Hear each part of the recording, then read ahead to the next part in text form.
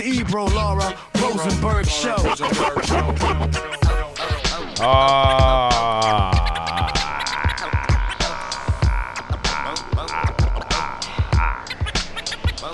Okay. Yeah, Ebro Rosenberg live for you, you know. No matter what's going on. Even if Hove's late, we on time. Nah, it was a situation last night up there in the BX. It was a situation all weekend in the Bronx. We're gonna be covering that. Yeah. You know, we even got Rosenberg, who's actually on the road doing family things. He made it to night one. We're gonna check in with him at some point as well. Laura, you got tons of things to cover in the rundown today. Yes. Oh man, I'm trying to see here. Oh, I know what I want to hit. Lindsey Graham passed away. Out of here. There you go. You know what I mean? He's up out of here. He decided it was time to call. And then today, Mitch McConnell, was it yesterday, they started posting pictures of Mitch McConnell that people are saying are AI, weekend at Bernie's. It looks like he's out of here. As well. Homeboy had jeans on in a hospital bed. Yeah, it was odd. It was odd, Laura Stylez. That's what you're saying. Now they're zooming in, I guess, on whatever newspaper he was reading. There he is with Elvis. And he said it was a bunch of gibberish. Man, this is... I don't even... The picture down in the one you... Look, I look crazy with these sunglasses on. That's from last night. I didn't see how crazy Man, woo, it was a long night. Ebro's like on 2 hours of sleep. Yeah, I took a little nap, went home, jumped in the shower, woke up, took another shower. I've been doing... Listen, eyes swollen. Look at that. But anyway, there's a... Jimmy Kimmel took a picture, too, with Mitch McConnell's wife. I cannot. There he is. Oh, man. Everybody's posing as Mitch McConnell. Or Mitch McConnell posing with everybody. Anyway. Out of here. Yeah, nah, it's a shame what's going on. But last night in the BX, Hove didn't get on stage until what? 12:15? Oh my gosh. Because Louis was watching a stream. I tapped out like around. I don't think you're supposed to say that. Or somebody's stream or somebody's I don't coverage. think you're supposed to say. I don't think that's supposed to happen either, Laura Stylez. I think Well, look, sounds like illegal behavior. A lot of people were tapped in, okay? All And right, a lot of there you illegal go. behavior happened last night. Okay. Because I know personal friends of mine and family members who had tickets who never got in. Really? Never got any. They were trying to get people in. It was just too chaotic. Yeah, but I did see videos of people who rushed some of the gates in. A large chunk of people got in without tickets. Let me So see. it was a mess. Rahsaan got a vid. Oh. This is people outside. Fab stuck outside. Charlemagne stuck outside. But Charlemagne didn't look at stuck. Rocky with his baby. Yeah. Those aren't even the most chaotic. Look, that's when they rushed the gates to get in. That was just one of the doors.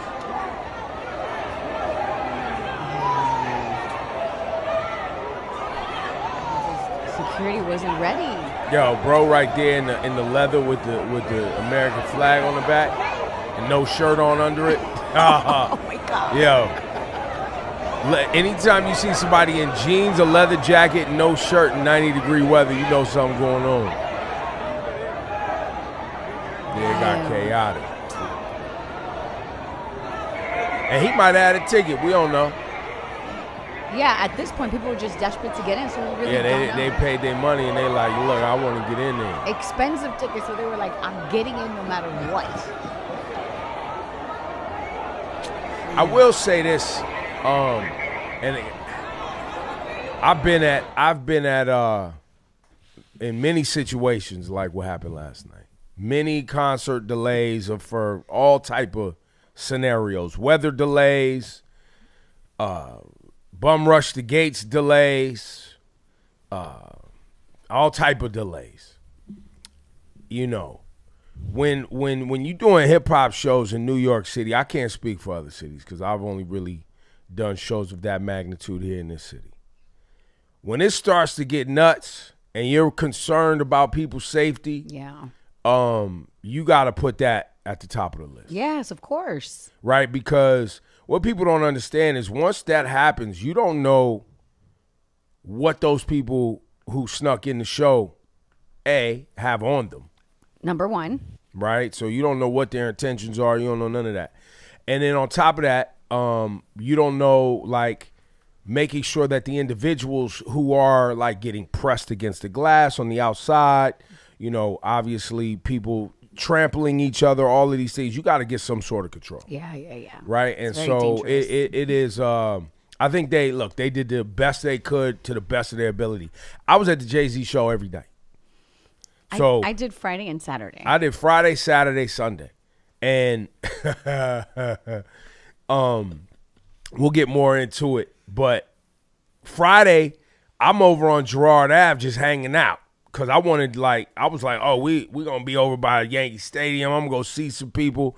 So I walked from a bar that I was hanging out with some friends over to Yankee Stadium. So we hung out from like 7 till about 8 o'clock just on the Ave, just drinking, hanging out. Shout to Nick Storm and Pecos and my man Chicken out there and everybody that's from that area that I was just kind of like, yo, we in the Bronx tonight. It's a hip-hop show going on in the Bronx. I need to go see some cats I know that's from the area that's hanging out. We walked up to the gate on Friday at like, we got word that Jay was going on like 9 o'clock. So we were like, yo, we'll go over there like 8:30. Then I was like, bruh, let's start walking over like 8:15. Because the amount of people we're going to run into, say hi to, stop along the way, by the time we get to the door, it's going to be 9 o'clock. When I saw how the lines at 8:30 on Friday, Saturday, I was there at 7 o'clock. I beat you. I was there at 6:30. But I was talking to King Louie. I was like, yo, I waited in line for 10 minutes, went through metal detectors, got right in. Yeah. I had the same experience both on Friday and Saturday. It seems like minutes after that happened, it's when it started getting chaotic. Well, I think because everybody sees a ticket that says show start at 8. Didn't it say that on the ticket? Yeah. So everybody showed up at 8? Like literally everybody showed up at 8. Yeah. I had friends who missed Beyonce on Friday because they were waiting in line to get in. Beyonce came back out again last night. But let's take it show by show, Ebro.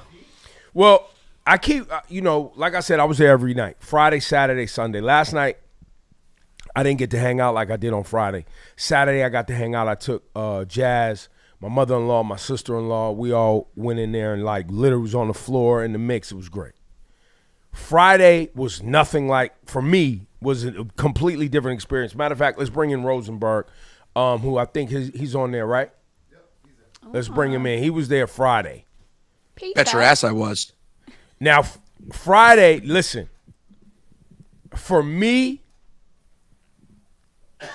as a 23-year-old me, was I 23 in 96? I don't know. Yeah. Yep. Is that right? Is my mathing? Well, how old are you now? 51. No, so you were 21. 21. 21-year-old me, man, thank you, Jay-Z, bro. Thank you. I think we could talk about crowds and tickets and what was chaotic or whatever and upside down, but I don't know how you feel, Rosenberg. But, man, the hip-hop fan in me on Friday night was fulfilled, bro. Bro, first of all, the chaoticness is a conversation to have today, but it's really one about Yankee Stadium. Sorry, I know that everyone will want to make that a Jay-Z thing. It's not. That's a Yankee Stadium conversation. The Friday night show, I went in there. My line situation was terrible. So by the time I got inside, I was irritated. I was like, oh, it's late. I'm thinking about the babysitter. I'm going through all the old man emotions. and bro, when Can't Knock the Hustle comes on, first of all, the stage is awesome. The screen is awesome. Mm-hmm. Like all of it is awesome, as you've now probably seen from videos. Though none of the videos do justice to how it felt in the building. Like it really looked fire. Well, and it set the stage where you got D Nice playing before Jay even comes on. So it's a party-esque situation taking place while you're just waiting for the show to begin. And when it gets to the chorus, it's amazing because I'd heard earlier that day or the day before, Mary has a residency in Vegas. She's not going to be there. Oh, you knew that? I knew Mary was 100% not coming. Okay, However, it never crossed my mind that Beyonce would sing "Can't Knock the Hustle." Yeah, that was just Rosenberg. not on my list at all. And then, guys, there were like 2 or 3 times in the concert, I swear I thought the man was doing a concert for me. I swear to you. God. I was like, no, I'm telling guys, I'm gonna tell you right now. You was microdosing? You was in there microdosing? You was like, yo, it's just me and Hove tonight. No one listens to "Can't Knock the Hustle" remix as much as I do. I'm like, Fool's Paradise remix. It does not get played a lot, bro. We're not going to pretend. That was such an underground move for him to do. And then she sung the Melissa Morgan Fool's Paradise. Man. Oh, come on. At that point, I'm like, hey, we really can't lose now. Like, this is just. And by the way, that's the first thing that happened. Well, I mean, obviously you see the video of him getting his hair cut from B in the stand, all of that. Which was fire. Which is intro, which was incredible. But the first song off the top, Beyonce walks out. No, Ebro, as soon as I saw the stilettos, I was like, that's not me. Mary only does thigh-high boots. I said, stilettos. Those are stilettos. It was because I was with the people in section 226. The people. Were all Ebro, that's Laura's new thing. She's with the people. I'm with the people. We were screaming like little children. It was so good. I couldn't. And then he hits the verses from "Can't Knock the Hustle" remix. And like, I was just like, oh, wow, they're really. At that point, I knew. And, Ebro had sort of been on this more. And I guess, I hadn't been in like denial of it. I just hadn't really thought it through how clearly seriously he was going to take this show. And then I was like, oh, this is going to be serious. And that's why. And yet again, though, 3 songs later, when we get to Dead Presidents, I'm still not thinking about the possibility Nas is coming out. That didn't even cross my mind, bro. Yeah. That did not. Which is what they did. So on social media, I've asked several people. Because people keep asking me, what do you like? Friday, Saturday, Sunday. I'm like, I can't even put Saturday and Friday in the same experience. Yeah. It was so different. It's not the same experience. I can't do it. Because, bro, Dead President's playing, and then The World Is Yours mashup with Nas coming out. And Hove doing ad-libs for Nas I know. is fucking wild, bro.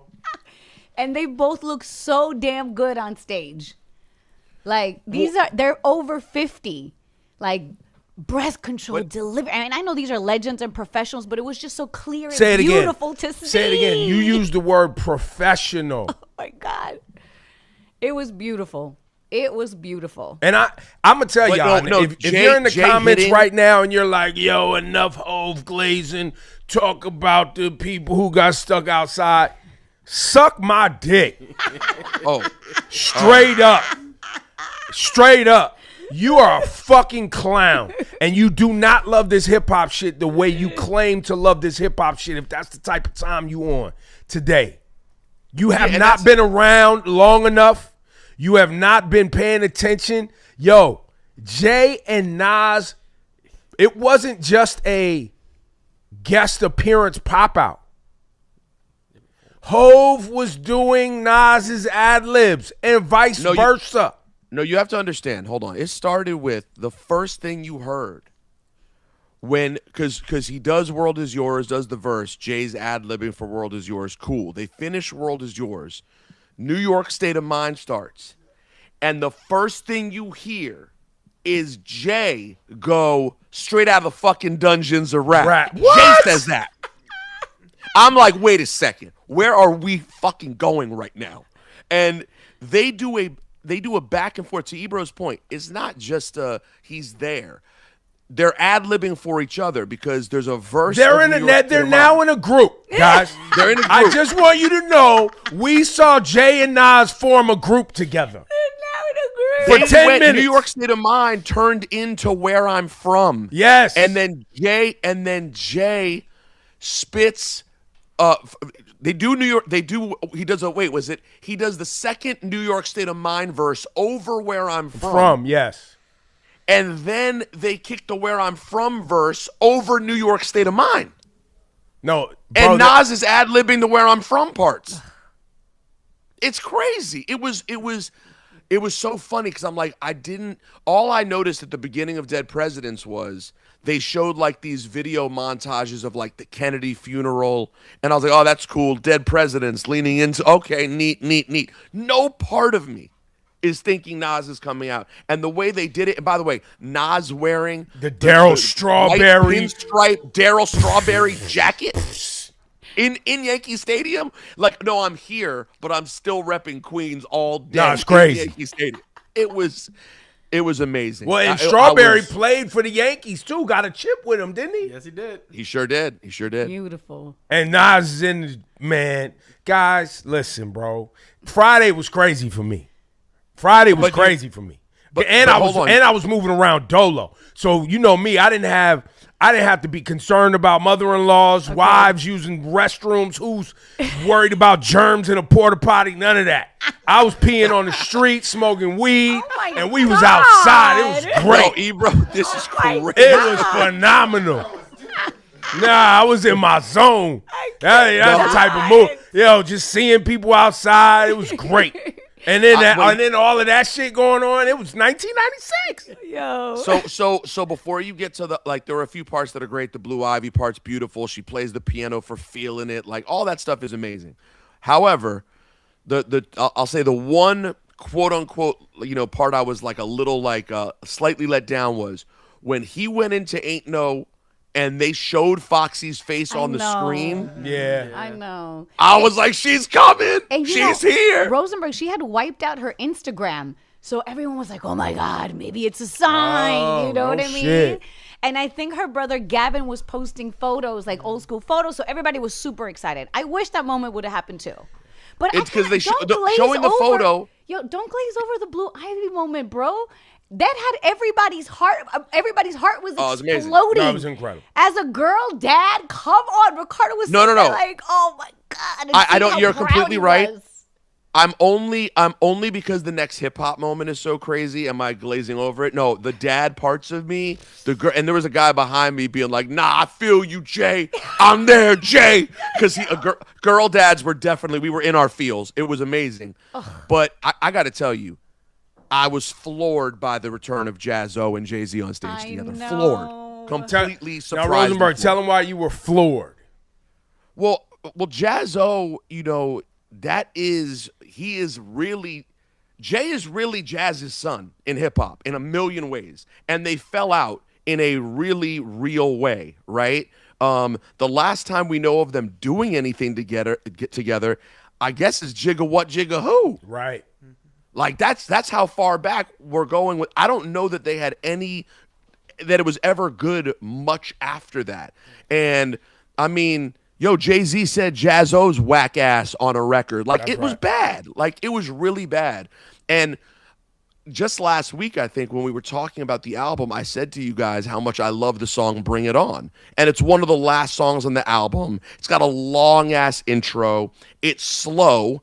And it's featuring Jazzo and Sauce Money, produced by Premier. So, like, I love that record. For whatever reason, the idea of ever imagining myself hearing it at a show is crazy. But the idea that he brought Jazz out, gave him his flowers, and said, I would not be on this stage without this man. Like, it was his house. It was his everything. He is my guy. And salute him. And then Jazzo, who I'm guessing now has got to be in his early 60s, Jazzo then kicks his verse from the song. Oh, man. It was... I had tears in my eyes. I had tears in my eyes. It was dope. I can't believe they haven't fixed it up with Sauce Money. I don't know why it's still bad with Sauce Money. Who knows? But just to have the Jazzo thing was phenomenal. Yeah, Friday. It was all of what you're saying is why I can't compare Friday to Saturday. Like, it was just so good. And then Friday concludes, with the Alicia Keys, spectacular. Guys, I gotta say, bro, we're kind of popping outside. Yeah, no, it's good out there. No, walking around, the amount of people who watch this, Yeah. I was pretty floored by. It was really beautiful to get so many people come up to us. It's like, you guys are doing it your way. Congratulations. I'm locked in every morning. Yo, LeBron James. Nah.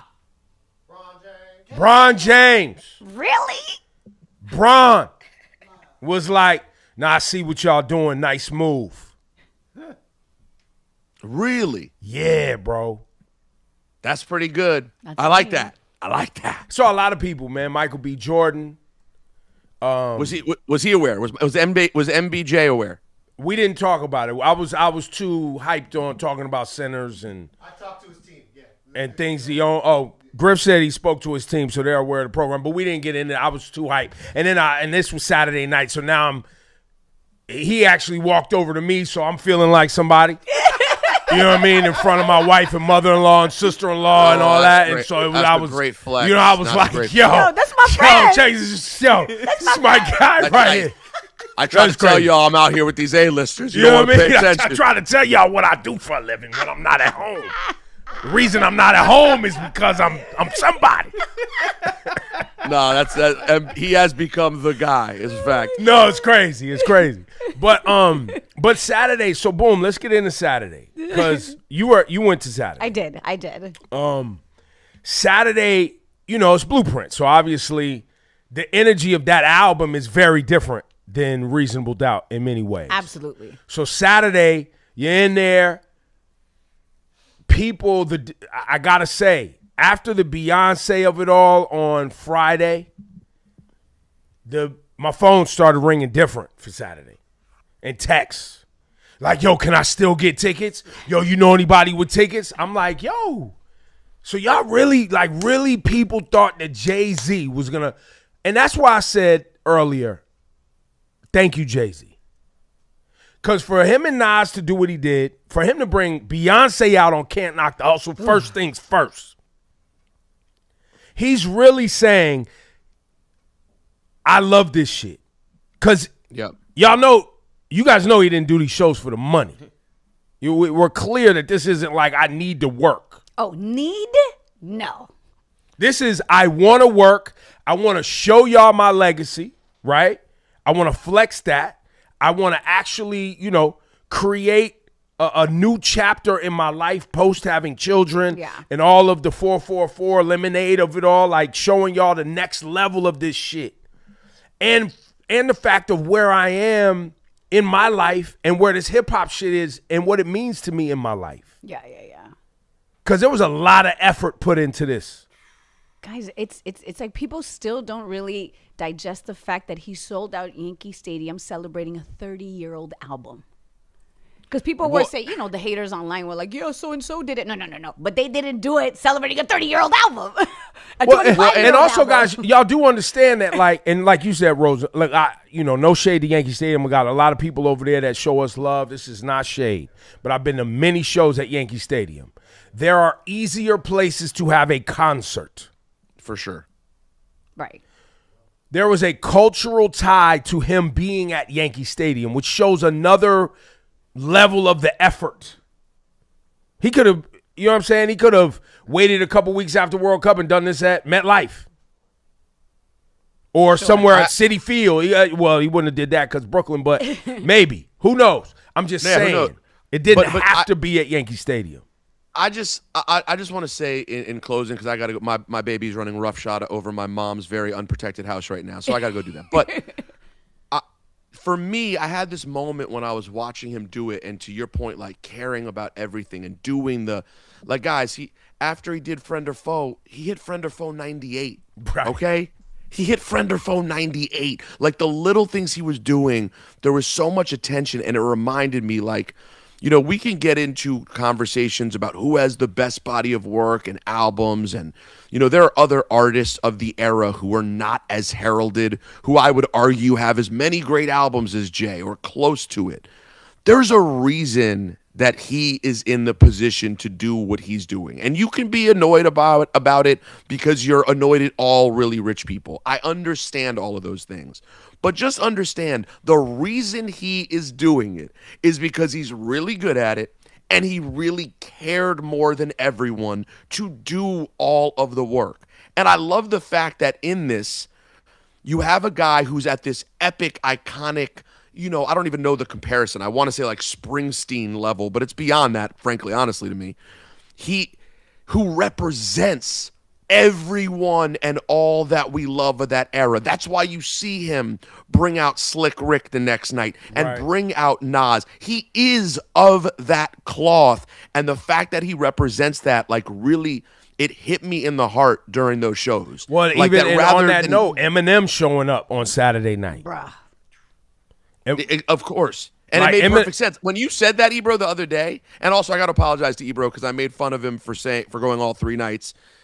He made a good call, although last night I could almost hit him with the button. I'm not going to because the 3 shows were great. And I want to hit myself with the button because I always joke about being Ebro being – wait, no, wrong button. You played yourself. Sorry. I always joke about Ebro being on Rock Nation's payroll. I didn't realize this same weekend we would find out that's really happening out here. I didn't know. I was kidding. It was just a joke. But yeah, it was amazing, bro. It was – there's nothing to say. Friday was one of the greatest hip-hop nights I've ever seen, and that's all. Jay, thank you. Thank you. It was even worth that nasty line. I was out there for an hour with the people, Laura. I was also with the people. And it was worth every second of it. It was amazing. There you go. Go take care of the family. We'll see you tomorrow. Bye, Peace, Pete. y'all. Wait, you're here tomorrow? Yeah, I'm back tomorrow. All right. 844-ELR-ELR3. Were you at the Hove shows last night? Oh, yes. I would love to hear from the or at any point this weekend. You guys could call and we could chop it up. But yeah, man. So Saturday night, Marshall. Oof. It was Slick Rick. It was so beautiful to see Slick Rick. It makes me so happy that he's just being celebrated. Mm-hmm. You know what I mean? From the Mass Appeal Project, everybody giving him his flowers. When I saw him on stage, I was like, wow, look at him. Yo, you know what else we got to shout out? Mecca. Yes. She was there singing, feeling it. That was her. God, really? Yes. That was her? Yep. First time. How beautiful. That was the first time. We got to shout that out. They never performed that together, right? Wow. That's what I mean. Attention to detail. Giving a fuck about, yo, man. Man, it was gorgeous. Yo, bro, and having the entire stadium sing Heart of the City was so fly to just witness, bro. And he took him to church. Just as you see the camera pan, you see just everybody. Well, and then last night, Sunday night, Usher comes out and sings Heart of the City. Yep. You had Rihanna last night. I'm sure everybody saw that. Yo, wait. No. The building shook. Tell me. The building Tell shook. me. The building shook.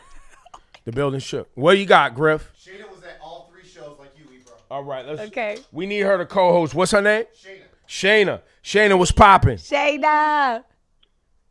Hey, good morning, guys. How you holding up? What time you left last night? I think we left around 2:40. We got home around 4. Ooh, Shayna. Thugged it out. Yo, And yeah. I went to all 3 shows. Yeah, I was in there all 3 nights. So you're a great person to ask about things that you really love. Now, do you agree with me, Shayna? It's tough to compare each night because they were like, the vibes were very different. I think the vibes were different. Oh, I got it back. Sorry about that. okay, hold on. Let's get her back. Griff hit a button. Hold on. We're getting her back. Shayna, you there? You can hear me? Yeah, we lost you when you said you think the vibes was different. That's when we lost you.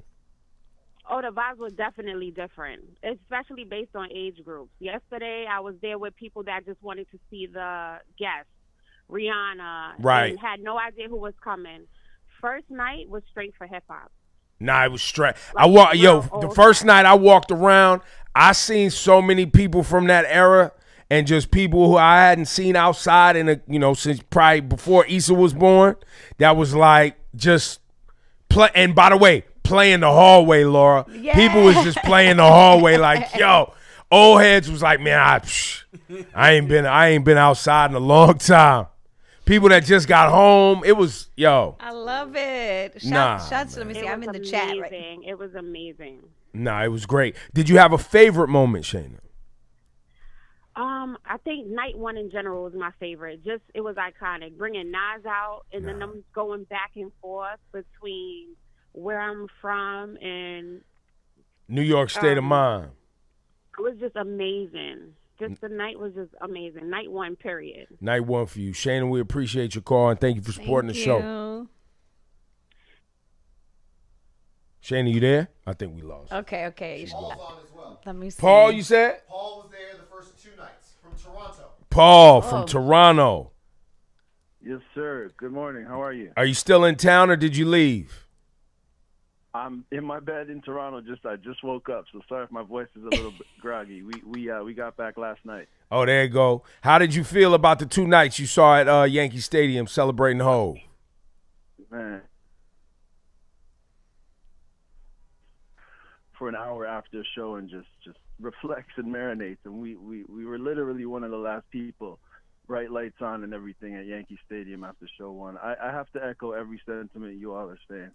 We didn't plan to go to the second show, but after the first one, we were like, what this was, who knows what tomorrow could be. But to compare the two, Reasonable was just way beyond special. I will say, every moment. I will say, like, I feel like there are people who just, no matter what words we put together to describe Friday night, if that album doesn't mean that much to you, and you don't understand what that means in Jay-Z's discography. Yeah. Like you weren't, it's not gonna. That's clean, by the way, because some people come in to the Jay-Z thing, in the Hard Knock Life era, right? Some people come in the Life and Times era. You know what I mean? Like people come at different times. Some people's Blueprint. Yeah. Right. And so I get it. So it's tough. Yeah, the vibe was completely different. Go ahead. I got the Reasonable Doubt, the vinyl from '96, still on my wall. I'm 46, so I was 15 when that came out, and it was a time when like people thought they weren't sure what side of the fence Jay-Z sat on, right? Right. They were like, is he moving that way towards the puffy stuff, or is he one of us?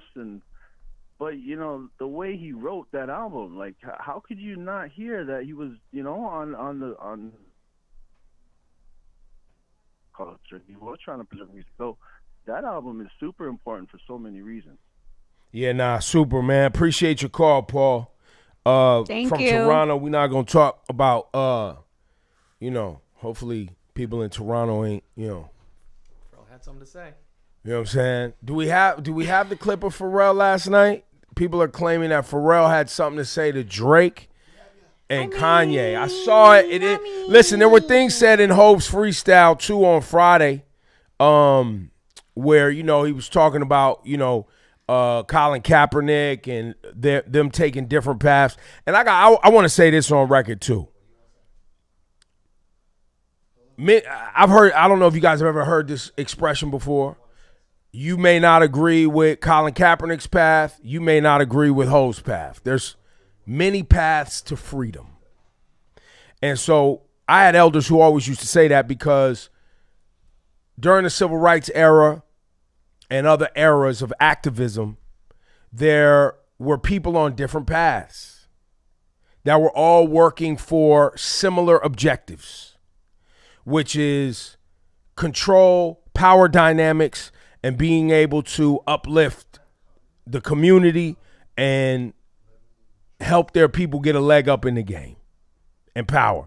So when you go back and listen to Hov's freestyle, and he's talking about Colin Kaepernick and him signing a deal where he can't really disparage the NFL, and Hov saying, I can say what I want to say. They can't control me. I don't think that's not a slight to Colin Kaepernick in that regard. That's more of a articulation of the different paths, right? Because Hov, while he has a deal with the NFL, he's in business with the NFL working on the halftime. Colin Kaepernick is still being able to do his work outside of those things. And it's different paths. And I know both of them. And I love both of them. And it's very complicated when you're somebody like Jay and you're somebody like Colin Kaepernick, because people have to choose their paths in this life. And we ain't always going to agree with paths that people choose. And like Rosenberg was saying earlier, there's people who will never like Hov because of the amount of money he has and what he represents to capitalism. Yeah, I mean, listen, I saw a lot of people bringing up, like, Colin Kaepernick right now is paying for the independent autopsy of Nolan Wells, Which right? is amazing. Colin Kaepernick and his organization have always done incredible things for the community. I mean, Know Your Rights is dedicated to that. That's right. And they're like, what has Jay-Z done? What do you mean, what has Jay-Z done? Passed laws, gotten people lawyers, gotten people out of jail, gotten people out of all type of things. Tamika Mallory was on our show. Remember when they were fighting in Ferguson? Who paid for their security? Right. You know, people forget about that. The way he put out the Khalif Browder story, right. Remember? That's right. And supported the family. And not to mention the numerous amounts of work that they've done behind the scenes that are not necessarily advertised, because right. they do the work just to do the work. And I'm just trying to say, like, let's not discredit one to, you know what I mean? Because but I think that's why I mean there's separate and different but things. that's why I'm saying, Laura, there's many paths on this thing. Yeah. And I've learned that. I used to hear that from my elders coming up who were active, and they would be at odds with people. Like, that's a real thing where I know activists now that are at odds, disagreeing on paths. Yeah. Or when you hear, like, many of y'all go and study Harry Belafonte and how Harry Belafonte right here in New York City would have, meetings with people from different ends of the activist movement to try to make sure that there was not beef between. Like, this has always been a thing when people are fighting against the system, right, in different ways, whether that be in a business aspect or an activism aspect, right, like, or policy making. There's not just one path. And I'm gonna be honest with y'all, something that I've also learned: you can't keep people active if you can't finance it. Now that's a fact. You're not getting nothing done out here if you can't help people put food on the table and fill up their fridge. My dad used to say all the time, if you can't fill up someone's fridge, they can't keep protesting with you. All that protests and people skipping work and saying they're not going to do something goes out the window when people can't pay their bills. Yeah, it's survival. It's absolutely survival. You have to do it. So, there was a lot of... There was mosquito in here. Oh my God! Sorry, I couldn't let her get bit by a mosquito. Thank you. Yeah, there was a lot of conversation around that, but I personally, and listen, I don't know how y'all feel about it, but I didn't think it was a jab at Colin. I mean, people are gonna make it a slight. I thought it was more of an explanation. People are gonna make it a slight, Laura. It was in a rap. It's whatever that is people are gonna frame it that way. Let me see the Pharrell clip, Rahsaan. It's not just a Pharrell. I have a mashup of all the guests. Okay, a little mashup. All right, let's take a look. Enjoy that.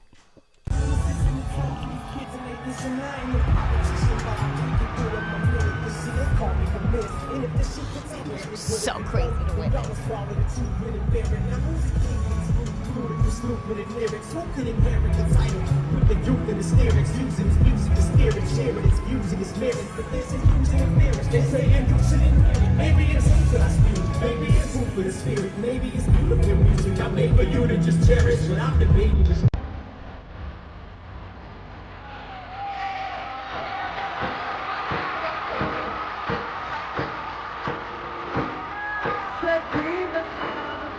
We ready?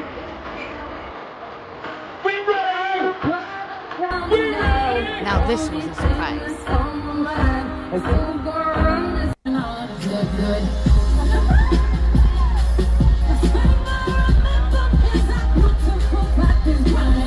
Now the building went nuts for this.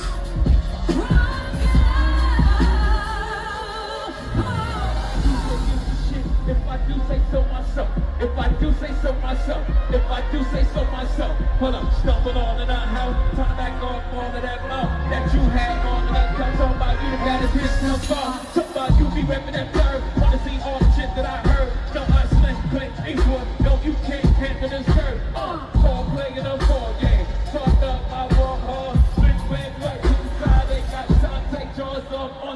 You gotta make some noise for your own.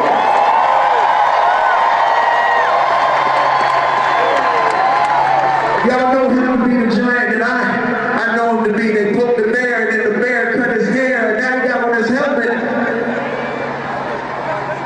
He got on his helmet, and he getting ready to go to work.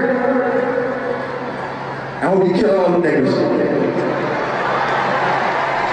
Y'all know what I'm talking about. Make some noise for the legendary skateboard Pete tonight in New York City. Let's go. We gonna cheer tonight. Yes. You slick suck it. No, look, man, these cats is back outside. Everybody had their moment. Everybody had their time to say what they want to say. It's active. It's up. It's active. People are moving around. What you got over there, Griff? I got Marley. She was day two. Marley, good morning. Good morning, everyone. Hi, Two Marley. quick things. Yes, ma'am. Slick Rick coming out had the whole place going crazy on Saturday. Yep. No, it was crazy. Yep. It was just amazing. And number two, when Eminem came out, I screamed so loud that my girlfriend thought I had a heart attack. I immediately thought of the show on Friday and Thursday talking about Eminem popping out, which he did. But it reminded me, it was a throwback for me because my son at like 4 years old was singing Lose Control right after my grandfather's funeral. And I still have the video of him just throwing his hand in the air. And it literally brought a tear to my eye. And to know that Eminem came out, only two people could bring M out, Dr. Dre and Jay-Z. And it was amazing.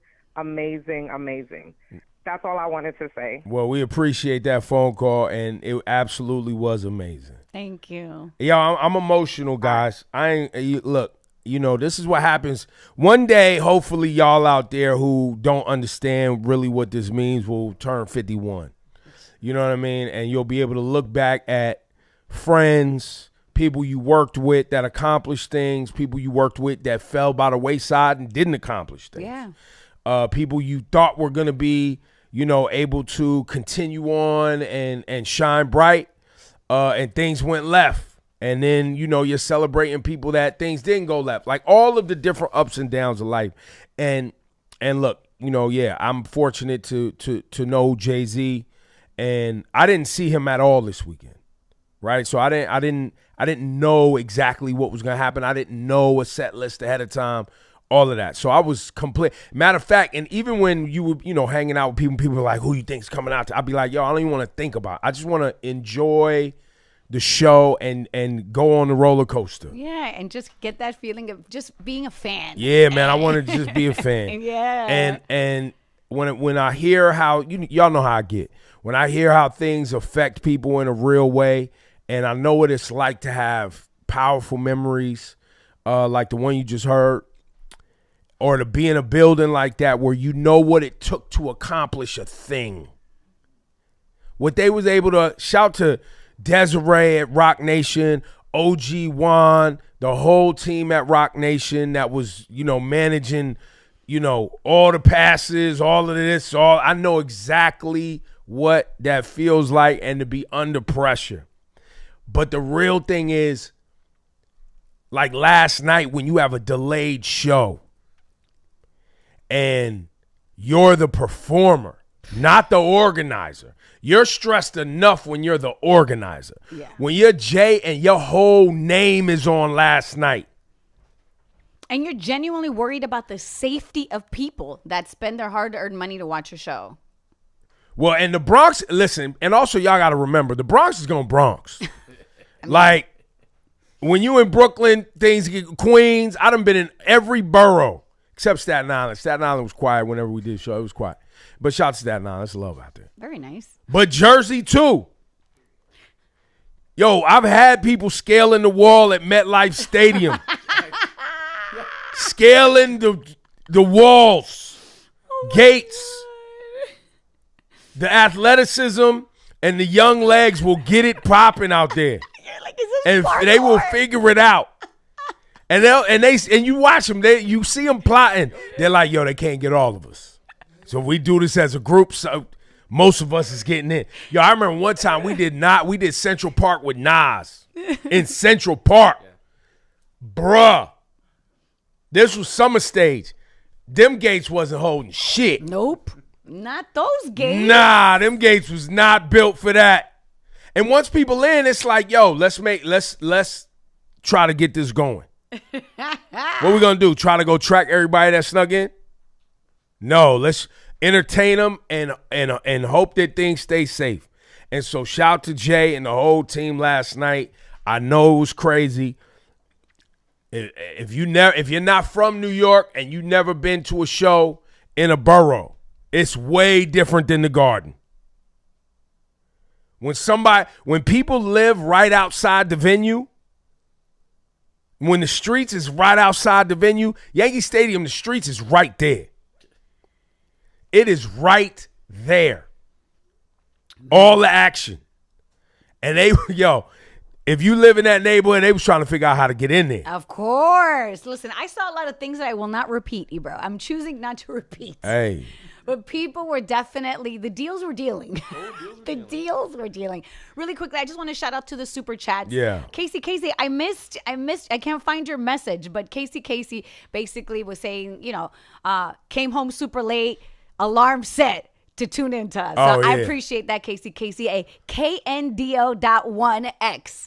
$99.99. Thank you very much. So that's very generous of you. He says, good morning, Ebro Rosenberg. After experiencing what I referred to as a complete dysfunction by the NYPD and security overlooking the concert last night, I'm packing now for my flight to Belize to celebrate my born day on a Wednesday.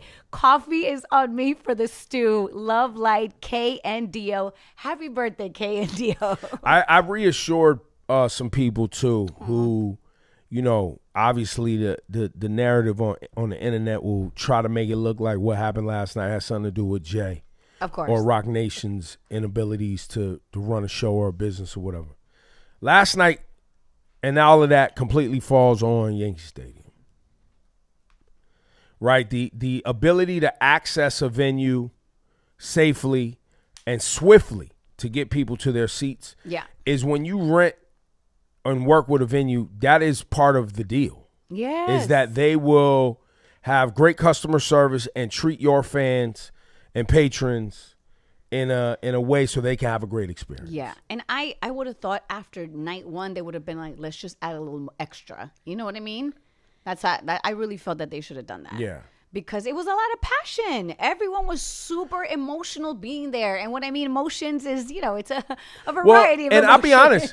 Look, I've been 99% of the people that went to the shows were chilling. Chilling. By the way, in the venue, I ain't see no fights. Yeah, I didn't. And I've seen when you have people standing around for hours drinking with nothing to do. It happens. Bruh, last night, everybody was chilling, waiting for the show. What'd you say, Rahsaan? Saturday there was a fight. There's a video that came out with a guy punched a police officer. All right. And then he was escorted out. What do you expect? So Rahsaan, you jumped on the mic to tell me one dude out of 47,000 punched a cop. Yeah, and you're calling that a fight. I'm still salty about Saturday. I didn't get in, and What time did you show up on Saturday? I got there like 9:45. And did you go on Friday? I did. And you showed up at what time on Saturday? 9:45. And you're salty. With whom? Listen, it was my kid's birthday. I took them to American Dream.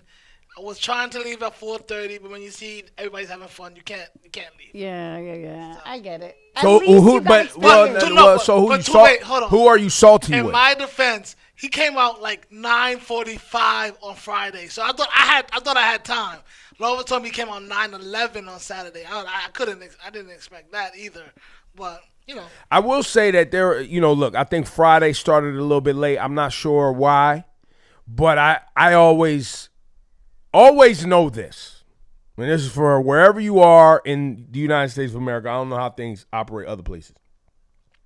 Most venues want you out of their venue so they can clean up and do everything by 11 p.m. If it is and we're not talking about Amazura in Queens. We're not talking about a little roundaway lounge or a makeshift concert spot. We're talking about a Madison Square Garden, like an official entertainment venue. They want you out of there by 11 o'clock. Swiftly. And then after 11 o'clock, they're charging you fees that I don't even know how they come up with these prices. But they will charge you fees, overages fees that are so ridiculous that it's meant to deter you from going over because the numbers are so ridiculous. So for people who are not familiar and they don't know any of this information, do they charge you by the minute? They charge, well, yes, pretty much. But they'll charge you like $200,000 for every 15 minutes of overtime. It's so nuts. That's crazy. I can't even imagine how much money was spent last night. Wow. So, and look, with what went on last night and Hove's relationship with Yankee Stadium and all of that, maybe they didn't have to pay overages last night because maybe the stadium took ownership for whatever, right? But nonetheless, the reason I bring that up is because what Rahsaan saying, I went on Friday and he didn't start till 9:45, and then I tried to go at the same time on Saturday. Congratulations, you played yourself. You know what I mean? That's just ridiculous behavior. But then he said he was salty. Maybe he's salty with himself. Maybe he's mad at himself for thinking that he could show up when a ticket says 8 o'clock, that he could show up an hour and 45 minutes after the time. I just didn't. I mean, listen, you're going at Ron, but I would think that you at least be able to get in. I thought you would at least be able to get into CAT because I get it. Things happen, but it is what it is. I mean, I think overall, everything that I've been seeing online, though, everybody is just celebrating the moment. It was so beautiful to see New York City alive, on fire, with such positive energy. The fashion was amazing. People were out dressed. Of course. But it was, no, Ebro, this is special. It was special to see everybody out. I just think it was a beautiful weekend, man. So anybody who got a chance to witness hip-hop history, it was a beautiful weekend. I love it. You ready to get into the rundown? I mean, yeah. Let's go. Got stuff to do. Screens on glow when she pull up. Headlines heavy, but we still caught up. Lights still flashing, we don't slow. All right, but just really quickly, Jay broke the Yankee Stadium record for most tickets ever sold at a concert. He actually just broke his Friday night record. So on Saturday, he broke it with 45,832 tickets. So that was, that was plastered everywhere for people who had doubts, because I saw a lot of that on the internet. But yes. In other news, Lindsey Graham died from a tear in his aorta, according to their spokesperson. We saw I was surprised by this, because we've all been seeing photos of Mitch McConnell, and we were just like, we don't know what's going to happen. But yeah, this was a surprise. But yeah, Graham was 71 years old. Yeah, I don't really have much to say about Lindsey Graham other than he was a piece of shit. Yeah. That doesn't mean I wish people would death. I just think he was a piece of shit, and I don't really have feelings about him being alive or dead. I think one of the more interesting things was playing out on the internet. I also don't care about Lindsey Graham's sexuality or what he's into sexually. What's interesting, though, is that he made such a name for himself hating on the community that he was actually a part of.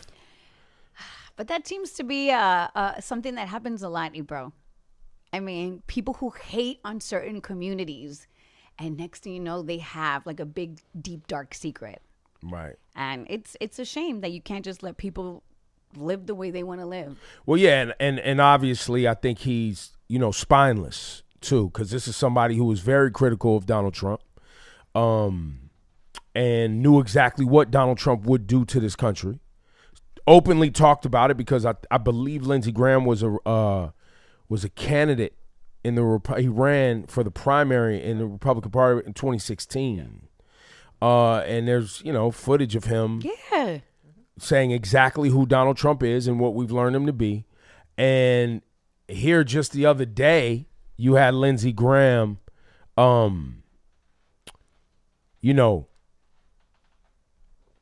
thanking God and literally saying, I think God, in a close second, I think Donald Trump, the big guy. Bro. So you're just a spineless piece of shit. Like, you don't stand for anything, bro. No. You don't. He's one of many. One of many that are on that same tip. And just to be in politics, just to have power, you're just, I don't even have another word other than you're just a piece of shit. Yeah. You don't stand for nothing. I will probably get more into it later on in the week as information comes out, but there's also speculation of like who actually called the paramedics, because Lindsey Graham wasn't married. He's a bachelor. Maybe he had help. Maybe he had some help in the house, whatever. Like, so who actually called? Because, you know, people are now in his personal life. Right. And then you have people that he, you know, allegedly, these people are on the internet talking about like the, what are those things you sign?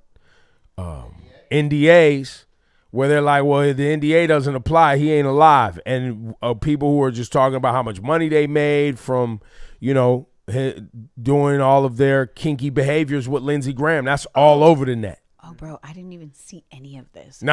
You going to see it. You've been in Hove world. Yes, I definitely Your have. algorithm been hoved out. When you get into this Lindsey Graham algo, yeah. They in there talking about hotel rooms in D.C. and bro's taint and all this other. Oh, my God. Nah, they in it, bro. Nasty work. No, it's you seeing it, Lou? I've seen it, yeah. Nah. I can't believe it. Well, and then, you know, what was it, a few years ago, they was calling him Lady G on the internet. That was like his little undername. What's homegirl's name whose husband was a crossdresser? Christy Noam, just like her husband. Oh, right. The most hateful people. For divorce, yeah. You know what I mean? The most hateful people get caught up, bro. Yeah, bro put the fake boobies on the internet, was in there talking to sex workers. Yo, bro, lipstick, fake boobs on photo shoots or whatever the hell got him off. Why? And once again, I don't give a shit about none of that. Yeah. But if you being mean to the people that is from that world and that community and you want to disparage them and act like their lives don't matter, then you get what you get when it's your time. Yeah, I don't feel sorry for y'all. In other news, something that wrapped up in 1 minute and 9 seconds was Conor McGregor. I don't know if you guys saw that. I did not. Yo, bro, his fight against Max Holloway. Congratulations. So after a 5-year hiatus, at 109, opening round, it was a wrap for him. Yo, bro, the internet was just cracking up, like killing him. I didn't even see the video. I just saw the video of him at the end, a small clip of him just sitting there shaking his head. This is a big payday, so I didn't have any expectation that this was going to be a great fight. But 1 minute, Ebro, at least a little something. Yeah, but why am I going to stay in there longer than a minute if I can get my bag and get up out of here? Well, his knees gave out. That's what they saying. Yeah. He probably knew that going in. Damn. Right? You know what I'm saying? Like, if you're a professional athlete, you know what your limitations are. You know what I mean? His knees just gave out. You wasn't experiencing none of that in training camp? Right. Yeah, that's true, Lou. Yeah, it was grand opening, grand closing. Because I'll think my knees are good, and I'll stand up and be like, not so good. Not so good. So, man, I'm sorry, Conor. It can happen to all us old guys. You were confident? You're like, oh, hold up, wait a second. Hold up. Now that I was feeling good yesterday. Today? That's the rundown. Yo, facts. Laura got the run. Yeah, thank you, Laura Stylez. Screens on glow when she pull up. Headlines we gotta get to the guru, but quickly. I was at the Hove concert and this came across my algorithm, so I haven't really been able to watch it. I haven't had time. I didn't get in until 3-something in the morning last night. Can you play 15, the Shannon, Sharpe, Shakur, Stevenson situation? How did this go left? I don't know the backstory. It's my opinion. You got upset because I don't fall in praise you. Your style is boring to me. You're not really hearing me. Your style's still boring. If you can't knock out Teofimo, you damn sure can't knock me out. And Teofimo 130. Beat your ass. Mickey Mouse bigger than you. I came up to his weight class. He wasn't 130. I was 135. He was 140. I eat 140 pounds worth of food. Tio will beat your ass. Oh my God. I'm betting Tank. You know I'm what? betting Tank against. No, you're not. How old are you? Or you scared? Ain't no scared here. How old are you? Okay. I don't know how old Now I you am. don't know your age. But I tell bet you when what, I get your they age, I still- had more money than you. I've been your age. You've never I'ma been be here. mine. What happened is that you didn't like what I said about your style. People want to see you put yourself in harm's way and get down. You're gonna have When to you fight. step in that ring, you in harm's way. Nah, I disagree with that. That's because you never put on the It's like boxing on the gloves in football your field. life. Okay, go ahead. If you put on the boxing gloves before, you'll understand that when you step in that square circle, you in harm's way. When you go watch my last fight, since you saying I don't put myself in harm's way, who was backing up, me or T.O.? You don't do your homework. But you talk about one fight. You talk about Teofimo. Any fight. What about all the other Any fights? fight. I'm not. Any hold on. fight. Am Any I the fight. only All one these said that guys about get you? right. I was wondering one thing. Am I the only one that's ever said that about your fighting style? Yes A or no? lot of people that don't know boxing say that. No. Am I the You only can't use one? a public opinion for casuals. No. Are you the So only no other casual boxer. that said this? No, you are not. Okay, so it's not as, I mean, they was debating something. I thought it got a little bit crazier than that. The internet, you know how you believe things that ain't necessarily true if you don't watch it. But they definitely, look, I appreciate Shakur defending himself, but what Shannon Sharpe was saying, people have said about Shakur. They have said that about Shakur. But guess who else they said that about? Floyd Mayweather. One of the greatest fighters we ever seen. They absolutely have said these things about some of the greats, that they don't like their style. The fights are boring. They're not aggressive enough. They want to see them, get into a complete brawl. Prize fighters, oftentimes, they're in there to win the money and win the fight. Boxing is not MMA. Yeah, it's a business. Yeah. I mean, Well, it's just a different style. It's about protecting yourself and getting points. It's not just about getting in there and just throwing hands loosely. You want to get to a guru? Guru time. Let's go. For the gurus, Rosenberg. Laura, you know you are a beautiful queen. Ebro, don't ever play yourself. You're not a guru.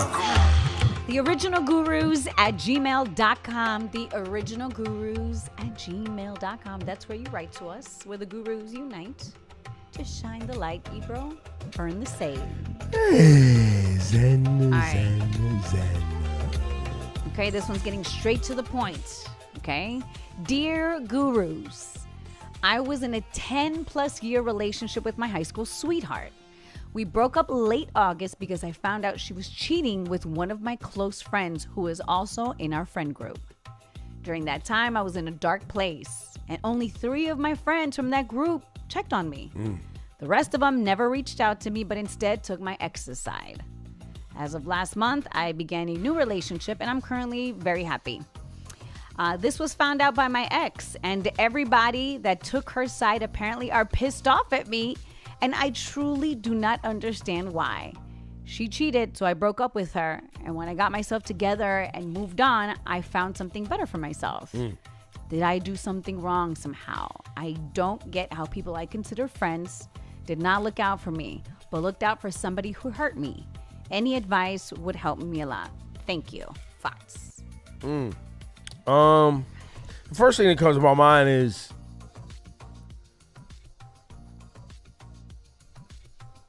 you cheated first. I mean, and then they cheated, and then now you got in your feelings. That's the first thing that comes to my mind, which would cause some of your friends to be like, bro, the reason she cheated is because you was being a shithead and you was doing whatever you was doing that caused her to cheat.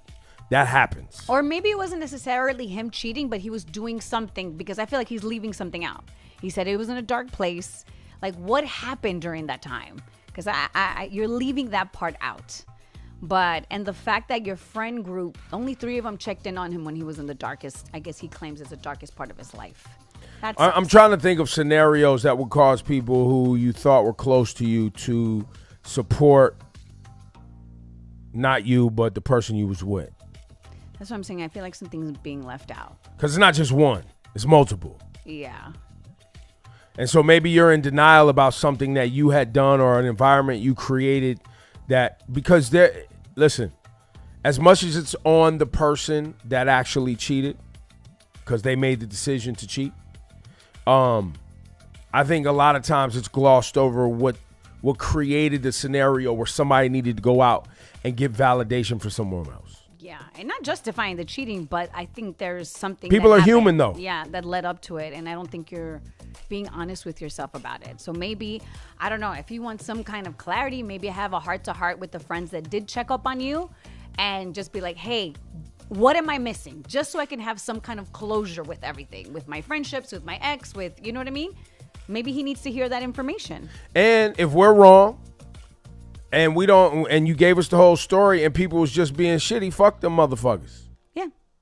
And move on. You said you in a happier place, right? Yeah. So why you writing us Yes. if you really in a happier place and you moved on? I know, but these are his friends that. No, I'm just saying. But if you're confident that the way you was moving was clean, the fuck you writing us for? No, your letter is welcome. That means that you know something is funny style. And so you're writing us because you're like unsure. Your letter is welcome. Always here in the guru department, okay? No, am I bugging? No, I'm not bugging, right? Oh, I'm happy. I'm in a better place. I found something better. What the fuck you writing us for? No, because he move wants on to from the mother whack know. ass motherfuckers. They're all clowns, and just be a believer in the way you was moving. You can't focus on the friends that did check up on you, okay? Yeah. Then just leave the past behind, and we wish you luck with your new relationship. But if that wasn't the case, then have a heart-to-heart and try to get some clarity. There you So go. say the gurus.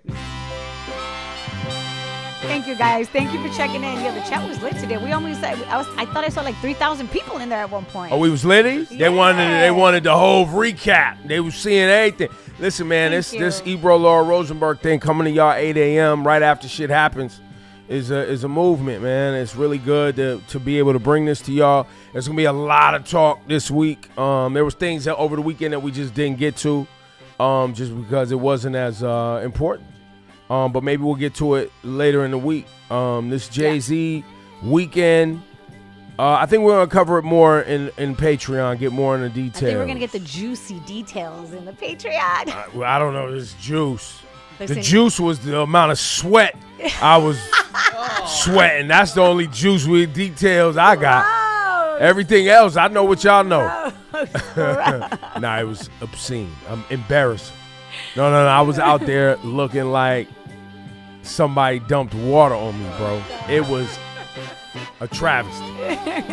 Yo, and then you seeing the Megan Thee Stallions, everybody trying to high five and give you a hug. You like, yo, I don't even want to fuck up your whole outfit. I'm fat boy sweaty right now. I can't. This is crazy. But we'll get into it on the Patreon. All right, love y'all. Hit that like button. Subscribe. Ebro Laura Rosenberg, we appreciate y'all.